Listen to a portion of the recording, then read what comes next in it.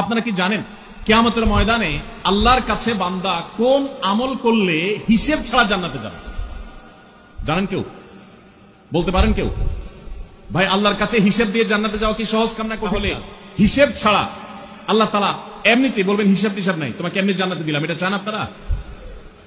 দেখুন কোরআনে কারীম আল্লাহ তাআলা বলছেন, ইন্নামা ইউওয়াফাস সাবিরুনা আজরাহুম বিগাইরি হিসাব।